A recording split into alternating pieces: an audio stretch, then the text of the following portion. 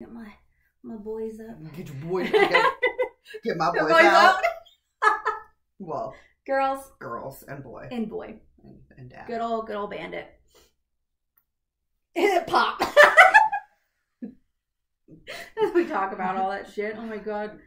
Well, I'm Kara. I'm Chris. And we're the Midnight Babes.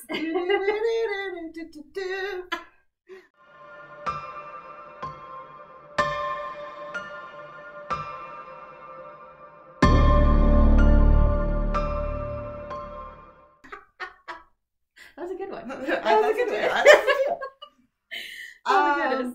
So we're back, obviously. It's another Thursday, another week. We read the books we're gonna review like over a year, or maybe like when they came out. Yeah. But we also are gonna touch on our next episode some more HD Carlton books. Yeah. So if you know the name, you probably know where we're headed with the two books. Yeah, it's time. It's Haunting and Hunting, Adeline, or the Cat and Mouse Duet. Yeah, whichever you want to call it. So, Haunting was first, and then Hunting. Yep. First, I would just the trigger warnings for these books. Oh yeah. Are out of control. This was like my first book that I had a long list of trigger warnings, and let me tell you, when I was reading them, I was like, yes. Yeah, you're like, you read the trigger warnings, and she says, take yourself out of the book if you're not in a good mental space, which I totally appreciate. Yeah. Like, it's a heads up. I mean, we've got violence, sexual assault, rape, stalking, child trafficking, pedophilia, child sacrifice, domestic abuse, addiction, PTSD, as well as conspiracy theories. But they are from HD's own demented ass mind. She even says it. It's in one of the first pages, these conspiracies are not to do with blah blah blah, but from my own demented brain. Yeah. So I thought that was fun. I had a rough time getting into this book when I started because I had never read a stalker romance. Oh, that's right. This was your first dark romance. My first dark romance book. Yeah. I read this before I started Chantal Tessier, and I dove into the deep end. Yeah, and I didn't realize, right? But TikTok was blowing up. Oh yeah, and I think you had already read them. Yeah, and I was like, okay, I gotta read them. Yeah, because I was telling you about it, and you were like, well, I don't know if that would kind of be my thing. I'm like, try. Read the trigger warnings. I think you would enjoy it. It'd be something new because you were at that point of wanting to read something else. Yes, because I very much, we've talked about this, I'm like a murder, mystery, thriller, horror book girly. However, you got me to read ACOTAR. Yeah, that was the very first series I got you in. And that was I'd never read fantasy that, other than Harry Potter. But I never read fantasy or any smut. Even though it's fairy smut, it's cute, it's different. It is nothing. It is nothing like this. So I was kind of like, oh! I mean, one of the first, scenes, right, that we hear, it was with the... Pew-pew! Up the... And I'm like, she's into it, but she's not into it. And there's a lot of that in the books. Oh, yeah. And it's confusing, but you have to remember, it's fiction. Yeah. Okay? None of the shit would be happening in real life because no one would put up with that shit. No. This is a totally different, universe. Yes. All of that. It is just for funsies. It's for funsies. It's not to be taken seriously. No. But yeah, so, I mean, I guess, the book, I mean... Well, I should probably clarify that, there are shit in this book that are happening in real life. It is happening. Those are, I will say that was a little tough to read. Especially in the second book. Oh. Yes. Okay, so we'll talk about the first one, then we'll talk about the second one. Yeah. Because the second book is much heavier. Much. So, we've got Zaid and Adeline in the first book. Zaid is a stalker. obviously, Addie knows she's got a stalker because he like keeps like leaving her roses in her house, and she's like, what is happening? You know, they end up like, I think she like hooks up with some dude at like a club in like the beginning. Yeah, at the club, but then goes back to her house. Yeah. And I think that's the dude's hands that Zayd puts on her doorstep the next day. He's like, ain't nobody gonna touch you. Yep. And his hands are like in a box, and she's like, she's an author. She was having a book signing, and that's where Zayd saw her. Never never talked to her, but like saw an instant attraction, you're going to be mine. Yep. And so, but she was staying at her grandmother's house. Yes, mansion. The mansion, Gigi. Yes. And so, like, that's, of course, he's able to find her, shit like that, because he's also a part of this organization that he runs. But that's, like, why he's a good fucking stalker, too. Yeah, we're like, because it all makes sense. They slowly reveal, like, who Zayd is and what he does. And he is, like, the worst of the worst that takes out the worst of the worst. He is taking people out of sex trafficking rings, out of, like, child pedophilia. I mean, he's trying to take people out of those situations. Yep. And then he turns around and fucking stalks and does all that shit. I was like, okay, the way he does those things is like, you know, I don't know. I'm not going to be too sad if you kill a pedo. Personally, I'm not upset. You're saving women and children from these situations. All right, stalk my ass. Are you playing vigilante? For sure. Yeah. I'm here for it. Yeah. But like to turn around and then be a stalker, I was like... That's what was killing me. I was like, Zayd, I'm confused where your mind is at. I will... Other than in her pussy, because that's apparently... That is just what he wants. But before we hop like more into like the stalker, like, because Gigi, we talked about her great grandma. She's in that house. Remember, she finds the diaries. Yes, behind that painting. And her great grandma was being stalked too by this like dude named like Ronaldo, and they end up like falling in love. Yeah. And so like I thought that was like a weird plug. Yeah, like I thought there was gonna be like more to it, but there really wasn't. It was just kind of like thrown in there, like, oh look, you have this in common with your great. And I was like, no, do more with that. Like, give me more with that. Like, I was starting to get into that storyline as well, like because we're actually getting pages that's like written out, so, right? Like, you're reading it from her point of view, like those pages, and I was hoping there would be more to it. No, but it was interesting just that they had that in common. Oh yeah. So yeah, like Zayd really works with like the saving victims, but he's also like obsessed with Adeline. So like those are the two things that he does. Yeah, and his organization is named Z. Yeah, they uncover and stop like rituals committed by like the society, which is like an elite group of politicians. The 1%. You know, the society. Again, she's like, these are, you know, conspiracies from my deranged mind, but when she says the society, I know exactly who we're talking 100%. about. Whether it's fictional or in real life, I'm like, okay, but you fucking know, like that shit is happening. It is, and I think that the documentaries and information that is coming to light recently is doing nothing but showing that. Oh yeah. So yeah, it's interesting. Yep. Zayd and Addie ended up like becoming like a little bit closer during this like stalk situation. Yeah, because she doesn't like it, but at the same time, I think there was a part in it where she was like, do I like this? Like she was like waiting for him to be here, and she's like, what the fuck is happening? Like she's talking to herself of like, what is going on? Am I crazy? Like, I mean, dude, he's like run my little mouse. And he'll chase her around the house. But dude, I was reading that, I was like, somebody come chase me. Go chase out in the woods, chase around the house. Like, I'm gonna find you, my Leave little me mouse. hands on my front porch. Leave me a rose with all them thorns so I can...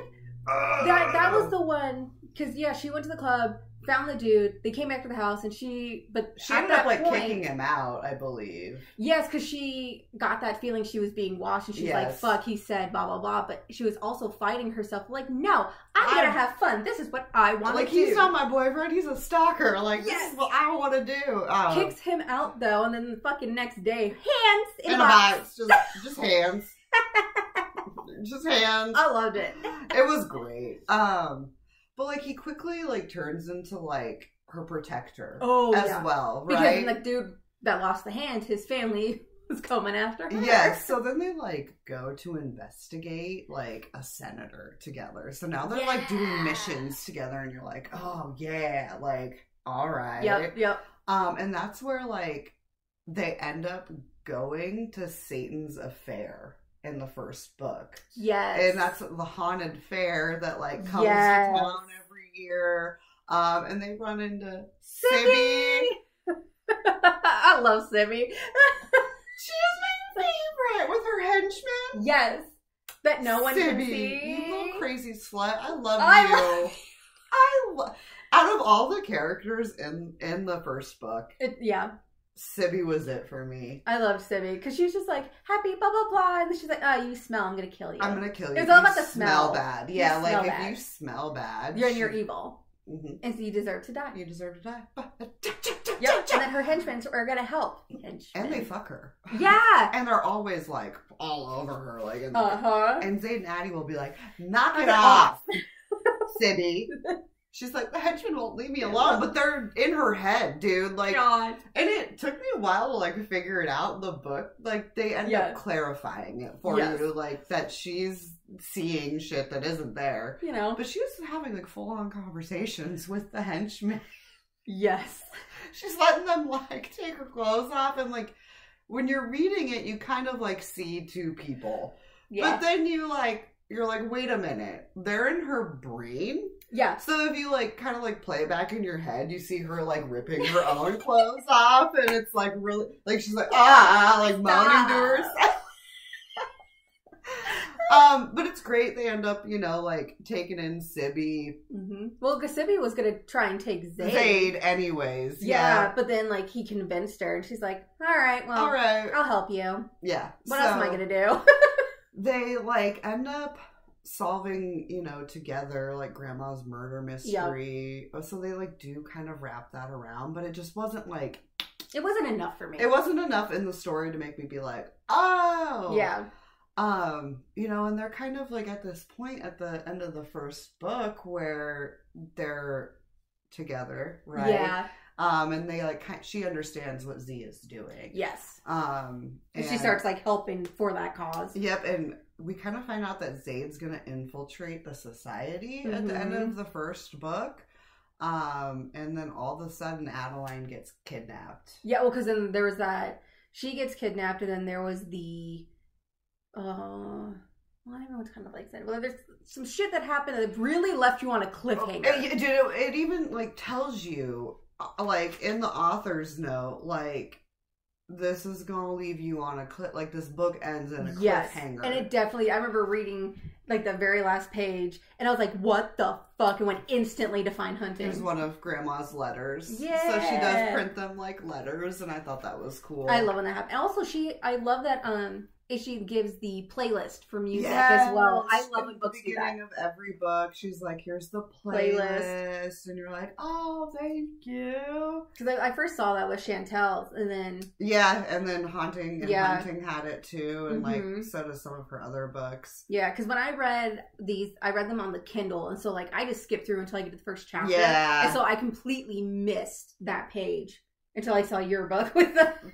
Yeah. The physical book, which I do want them physically. Yeah, I'm big on like the if I think I'm gonna read it again. Yes. Yeah, here's like the important note, right? Like non-dub con between the main characters. And then like, yeah, she's like, this book was previously taken down due to the warning, but you can also find them in reviews on my website, or feel free to message me directly. Your mental health matters. Yep. Thank you, HD. It does. Yep. Especially when you go from haunting to hunting. It really fucking matters. Big time. I think we could segue. Yeah, I mean, because like really with haunting, it's all about Zayd and Addie and like getting up to that point, and then her helping him to be like a decoy and some shit. But of course, he's not going to let her get hurt. But then it got out of his hands when she gets kidnapped at the end of the first book, and that's where it's kind of like yeah. And so then we move into hunting, which this hit me a lot harder. Me too, because it's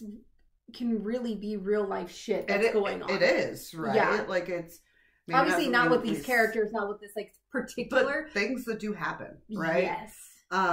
So like her trigger warning for Cat and Mouse Duet, so number 2, or hunting. Mm-hmm. Also, like dark triggering situations such as graphic rape. These scenes are detailed. Yeah. Please proceed with caution. There are also graphic violence, gore, torture, sexual assault, kidnapping, psychological abuse, physical abuse, mental abuse, explicit sexual situations, human trafficking, slave trade, grooming, severe PTSD, and very particular kinks such as blood play, knife play, degradation, and somnophilia. I was like, okay, mm-hmm. whoa. And then I was like, blood play? What kind of blood play? I was like, what is blood play? And like part of me like wants to like Google like what it is, and then I'm like, no, you'll figure it out when you get to it. When you get to it. Yep. So again, she's like, please take the warning seriously. Yep. Your mental health matters. Like, I'm sorry, but this woman is dark. Yeah. But in a good way. We like it. Yeah. It's fucked up, but mm-hmm. it's like, it's the right kind of fucked up. And it's one of those things too, especially with this book, with all of those triggers, it's very... I think she wrote them out in an appropriate way of like getting the point across. Like it wasn't, without being too. It wasn't like too gruesome, not like a splatterpunk type of situation. Yes. It's very much like this is what's going on. Like it's a reality of what's happening. Yeah. So essentially, she gets kidnapped by one of these sex trafficking, mm-hmm. slave trade organizations. She is brought to a house. Like out in the middle of bumfuck nowhere. Yeah. And what is that woman's name? Francesca. And then what is the guy's name? I cannot remember his name. There's Rio. Okay, so you've got Francesca. She's like running all the new girls. Mm-hmm. She like tells them what you gotta do, which is basically lay there with her fucking legs open. Yeah. And then you have Rio. He kind of like is the wrangler or like brings new victims. And like he's also a victim. Yeah, he's also a victim. He is like... But he treats all of them very well. Like, I'm not going to do more than what I need to do. Yes. Like, he isn't going to... Like, yes, he doesn't touch them. Exactly. It's like, yeah, he's bringing them into this situation, but he's not assaulting them. Yeah. Whereas Francesca is like raping Rio, or is yeah, so like keeping him as her own. And so that was like really, really. And then hard her fucking dudes and all that shit. Like there's what I don't remember, like Ringo or whatever the fuck. Yeah. And it's very different because it's so dark, and it's a lot of it's like she's trying to save herself. Yeah, she's trying to keep her mentality sane to like get through this because she's like, no, I'm going to get out. Mm-hmm. Zeta's going to find me, but But how do I make it through? How do I make it through? And then it gets to the point like I just have to fucking leave or I'm going to die because one of the other girls in that house is trying to kill her because Addie is considered the diamond. Yeah. So like you can't touch her. You know, I mean, she like don't beat her. You know, well, and then she does at like points, but they have this whole schedule of like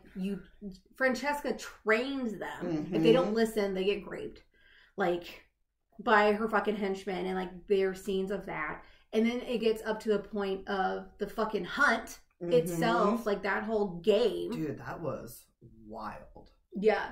This like, and I guess we should talk about it. Yeah, because that's they take all the girls that are in the house, right, that are being trafficked and assaulted, and they essentially put them in the woods. Yeah, and say run and don't get shot. All the perspective. No, pause. What word am I looking for? I don't know. The dudes that come in to like all like the perspective like. Fucks. Prospects. Close perspective. I'm like, what the fuck is it called? The prospects of being like, they're going to pay for them. Yeah. But the whole thing is is that they get to choose their weapons and hunt the girls. If the girls last the amount of time, then they are deemed worthy of being theirs. And so like they're getting shot at with arrows, guns. And like part of you wants to not get shot. Yeah. And then the other part of you is like, but if I do, I don't have to fucking deal with this. So that was interesting. And like that actually made me like, I was really like, that's a fucked up scenario, because if I put myself in those girls' shoes, I'd probably just say, shoot me. Yeah. Depending on like my mental state, but like, just like off the top of my head, I'd be like, no, just take me out, dude. Yeah. Like, I mean, I would be like, That's totally like my stepdaughter, Taryn. We were talking about like zombie apocalypse shit. She's like, no, I'll be the bait. Like, just take me out. Like, I'm not doing it. But for me, I'm very much like a fighter. And so I'd be like, now how the fuck are we getting out of this? Like, I will do what I need to do to be like not touched, to get out. But fuck you. Like, I have too much rage to let someone do that to me. So I would play along until I would be able to get my fucking plan together and then go. Just like how Addie did. Yeah, I was going to say, that's essentially what Adeline does. And I think what was helping her go as well was finding the journal from Molly. Molly was originally there. She was there before. So she was also like stuck. And the only way that she could keep herself sane was writing in her journal, hid it under like a floorboard or something. And then so like Addie's trying to like slowly at night like try to like find a way out, right? Like getting all the schedules down. Girl is hanging on by a goddamn thread. Okay. Yeah. She finds these letters, and I think it's cool because she finds great grandma's letters in the first book, and then finds Molly's. Yep. So I thought that was really fun. But it's interesting to watch her try to escape and then relate to Molly's letters and kind of be like, if I can follow what Molly did. Yeah, because she like, obviously got out. Yep, and it's interesting to read Molly's notes because they're short. They're not like long and detailed like grandma's were, because I think Molly's in like a captivity situation as well. She's scrambling to try to like break it down, blah, blah, blah, blah, blah. I really liked reading Molly's pieces. I thought that was really fun. I want to say like one of the darkest scenes I read was the bloodletting scene, or like the blood play scene where Addie's being assaulted and the dude is like cutting her open. I was like, whoa. Yep. So again, it's dark. And it's not consensual. At all. I think the one I had to put the book down for like a hot minute is because it's telling her all of this and what's going on. And then you flip the page and it says 4 fucking months later. And I was like, what? Because Zayd hasn't shown up yet. Nothing happened. I was like, I said out loud, 4 fucking months? I put my Kindle down. I was like, I got up and I had to walk around like, oh my God. Yep. It's, I hate that. And you're kind of like, I'm sorry. So she's been there for 4 fucking months. And we're just going to get over all that after you drew us through like incredible detail. So it makes you think of like what else like is going on, and it was not good. Not good. No, it was not good stuff. God. But then they finally got to her escape. And Rio helps. Which was cool. Because they kind of HD's like giving you that like Rio is a good guy in a bad situation. Because wasn't his sister also like in this like trafficking as well? So he was worried about her getting as long as he was helping her or Francesca, like he was his coming up sister with would be safe. Yeah. So like hence why he didn't leave or why he didn't fight back. Like when somebody dangles somebody you love in front of you. So he helps Addie escape. Dude, that bitch runs. Yep. She like gets in a train. She's hyped. Dude, she is frizzazzled. Yeah, because they started going, like, they realized that she left, and Francesca was like, no, because, like, you're the fucking diamond, you're gonna make a bunch of money. She's running. They're trying to find her, and she finds that train yard or whatever. Yeah. Climbs up and gets into the hatch. And, like, there's no way out, though. Yeah. There's no way out. Is the only, like, so she's kind of, like, stuck inside the train. But I think there was some, like, water, because it looked like somebody else was kind of, like, in there. At some point. Yeah. And then she, like, kind of, like, you know, we kind of hear that, like, somebody's coming in. Yes. And it's Zaid and Sibby. Because they finally, because this whole time, Zaid has been constantly looking. Like, he was in the hospital for a bit because of what happened at the end of Haunting. But he's been looking. He has been looking, and like, he kept trying to leave the hospital. And everyone was like, you have to fucking stay. You have to heal, or you're not going to be able to help her. Put your oxygen mask on you first, dude. Keep those IVs in. But yeah, I thought it, you know, then they come, they save her, and you're like, Jesus Christ, Sibby, you are just nuts at the end of that book. Yes. Zaid goes crazy. I mean, I liked the way she ended it. Yes. It was just getting through Hunting. That part. Those really intense scenes, because they are extremely detailed. Yes. And I don't think she did it for shock value. No, it was like, this is like a situation. This was, maybe we should open our eyes a little bit. Mm-hmm. Because sometimes I'm like, was that written just for shock value? Like, did you just want to make me go, yeah. I don't ever get that feeling when I read HD books. Well, except for in Does It Hurt with the Shark. I was like, oh, shock value. Like, but you know what? It's fun. Somebody get me out on the ocean with a shark. You know what I'm saying? Like, God. But so I don't think she did it for shock value. I feel like there was a lot of like real world resemblance in these books. Like, and I think that's why it hits so hard. And that's hence the extreme cautions. Like, it's detailed and it can be taken like, this shit happens. Yeah, like if you've gone through something like that, or like anything. If you are a survivor. Yeah. You know, I would maybe like not read these books. Well, and I like how the depending on where you are mentally. Exactly, and I like how the end of it though, it's like you see the process, like the PTSD of Addie going, and like Z helping her through everything. Like, is like, I'm not gonna fucking touch you. Like, you come to me. I'll wait till you're ready. Let me just take care of you. And it was like, so sweet. You stalker. I love it. And like at this point, they have fallen in love, right?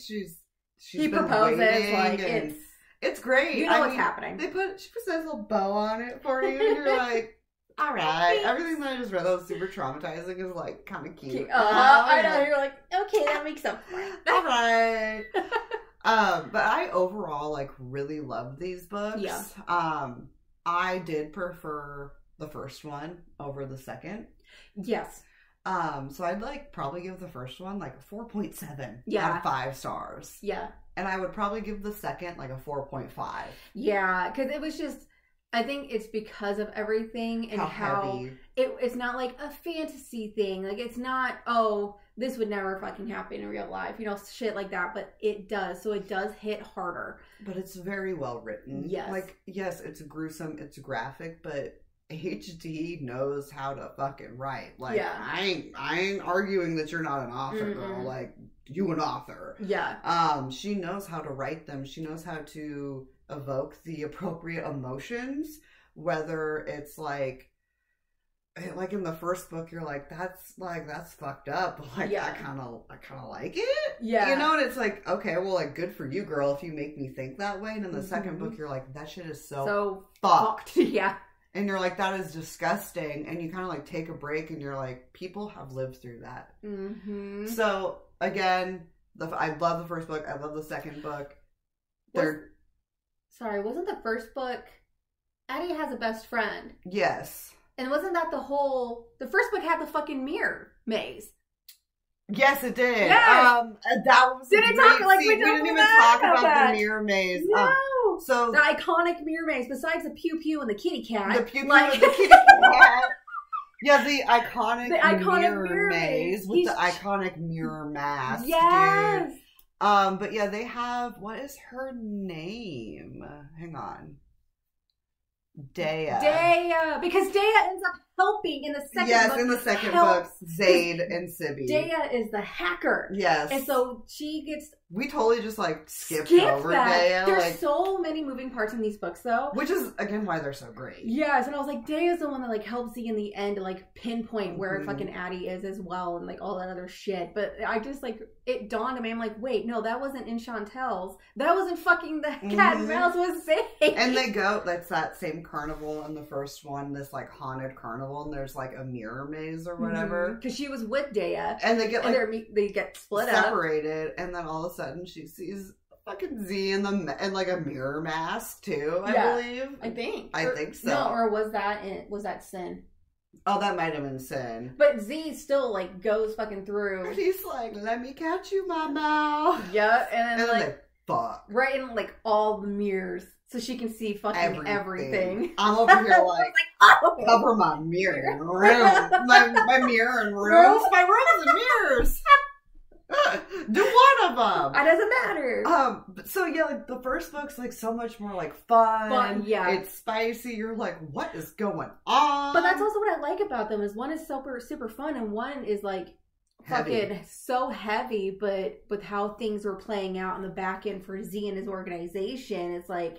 And the route they took, like, shit, like you don't see that fucking coming. Nope, especially when like the start of the first book, I just didn't see the drastic that she was gonna make. I was like, whoa. Yeah. But again, I love them both. Big time. Huge H.D. Carlton fans over here. H.D. Carlton and Chantel Tessier. Hats off to you. Y'all know how to write us some dirty fucking smut. Yeah. These have been my favorites, like with HD and Chantel. Like they are two of my favorite authors as far as like dark romance goes. Because I've liked all of their books. Now I will say, like I still need to read Satan's Affair because that is Sibby's story. Yes. So we will review that one as well once I can finish the fucking books that I'm on.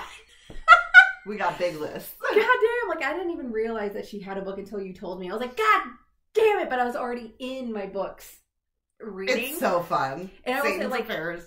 And I'm like, it's about fucking Sibby, and I love Sibby, so yes, I'm going to read it. And I'll touch on it the next episode, because we'll do, like, Where's Molly and Does It Hurt? And then I'll kind of touch on Satan's Affair, but I don't want to, like, spoil anything for her or for you guys. But we'll still touch on it, because... Well, we do spoilers here on episodes. But I don't want to spoil it, because you haven't read it. So I'll have to, like, be really vague. Yeah. So, but it's fun. It's Sibby's story. Yay. And it's like...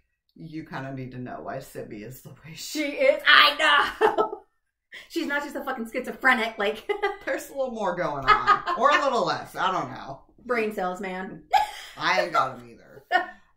But yeah, I mean, again, I dove deep. I went H.D. Carlton. I did Chantel Tessier. Those were my first like dark smut books. And I think like if you read those first, it's nothing hard to like compare everything else. I, like, literally have not found a book yet that has made me feel the way that those books do. Lords, Carnage, Cat and Mouse Duet. I've not found any other author that writes smut like that. And our coworker that read Haunting and Hunting, and then she also read all the Lords books and Carnage.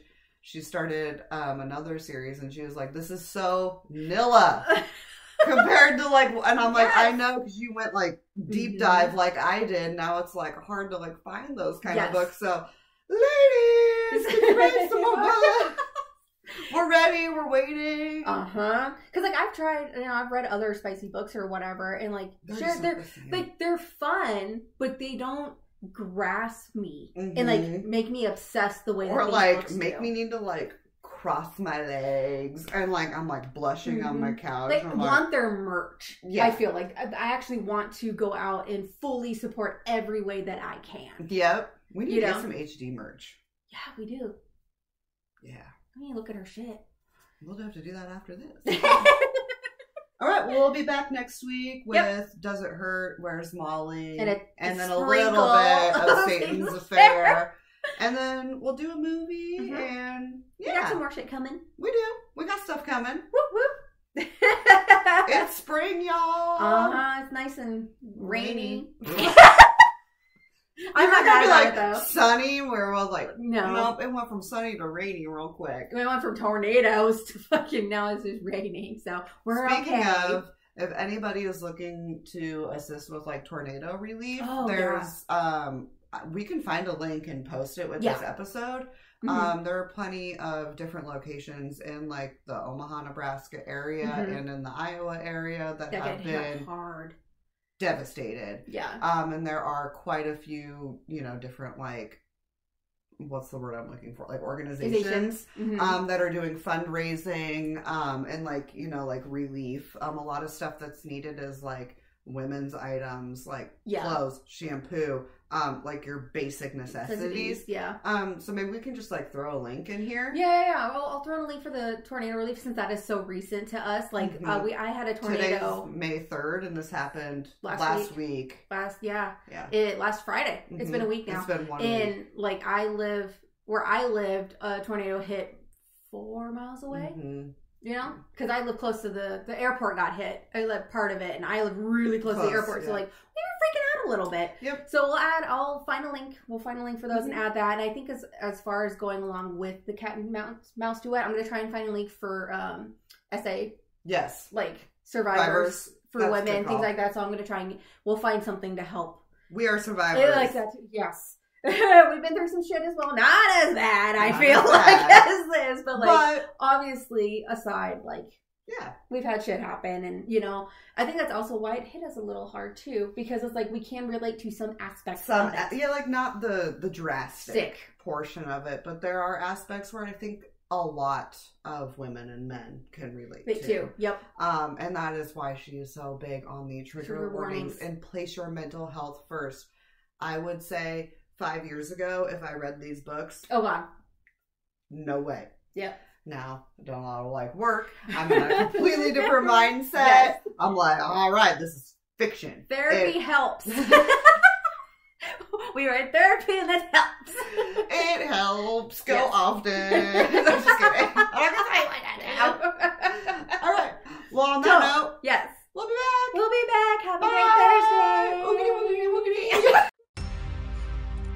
Thank you for listening. If you'd like to see more from us, you can find us on Instagram at the Midnight Babes Podcast and on TikTok at the Midnight Babes. Stay spooky, friends.